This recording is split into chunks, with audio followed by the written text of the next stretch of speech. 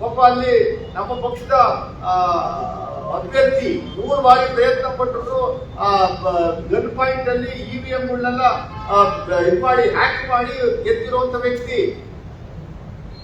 Lady ನಮ್ಮ candidate Kusuma ಅನ್ನುವಂಥ ಡಿ.ಕೆ. ರವಿಯವರ ಹೆಂಡತಿ ಬಹಳ ಫೈಟ್ ಮಾಡಿ ಇವ್ರ ವಿರುದ್ಧ ಆಲ್ಮೋಸ್ಟ್ ಗೆಲ್ಲುವ ವ್ಯವಸ್ಥೆ ನಿರ್ಮಾಣ ಆಗಿದ್ರು ಕೂಡ ಅಲ್ಲಿ ಇವಿಎಂಗಳನ್ನ ಇವರು ವ್ಯತ್ಯಾಸ ಮಾಡಿ ಗೆಲ್ಲುವಂತ ಒಂದು ವ್ಯವಸ್ಥೆ ನಿರ್ಮಾಣ ಮಾಡ್ಕೊಂಡಿದ್ದಾರೆ.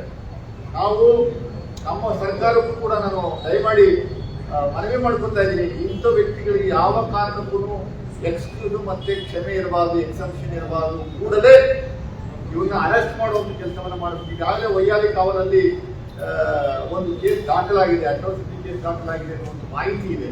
ಬಟ್ ಇವನ್ನ ಅರೆಸ್ಟ್ ಮಾಡಿ ಮುಂದಿನ ದಿನಗಳಲ್ಲಿ ದೊಡ್ಡ ಅನಾಹುತಗಳನ್ನು ತಪ್ಪಿಸೋದಕ್ಕೆ ಆಗಬೇಕು. ಒಕ್ಕಲಿಗರ ಸಂಘದ ಸಂಘ ಏನ್ ಮಾಡ್ತಾ ಇದೆ, ಹಿತರಕ್ಷಣಾ ಸಮಿತಿಯಿಂದ ಏನೋ ಮಾಡ್ಕೊಂಡವರು, ಒಕ್ಕಲಿಗರ ಹಿತರಕ್ಷಣಾ ಸಮಿತಿಯಿಂದ ಅವರೆಲ್ಲ ಎಲ್ಲಿ, ಒಕ್ಕಲಿಗರ ಲೀಡರ್ಸ್ ಎಲ್ಲಿ? ಕುಮಾರಸ್ವಾಮಿ ಅವರು ಯಾಕೆ ಮಾತಾಡ್ತಾ ಇಲ್ಲ? ನೀವು ಯಾಕೆ ಬಾಯಿ ಓಪನ್ ಮಾಡ್ತಾ ಇಲ್ಲ? ಬಿಜೆಪಿ ಜೊತೆ ಹೊಂದಾಣಿಕೆ ಮಾಡಿದ್ದೀರಿ, ಅದಕ್ಕೋಸ್ಕರ ನಿಮ್ಗೊಂದು ಮಂತ್ರಿ ಸಿಕ್ಕಿದೆ ಅಂತ ನಾನು ನಿಮ್ಮ ಸಮುದಾಯ, ಆ ಸಮುದಾಯದವ್ರನ್ನ ಏನ್ ಬೇಕು ಮಾತಾಡೋರು ಸುಮ್ಮನೆ ಇರುವಂತ ವ್ಯವಸ್ಥೆ.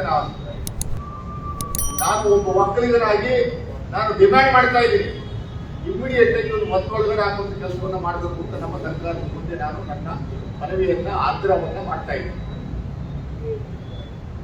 ಇದಲ್ಲದೆ ನಾವು ಗವರ್ನರ್ಗೂ ಒಂದು ದೂರನ್ನ ಕೊಡ್ತಾ ಇದ್ದೀವಿ.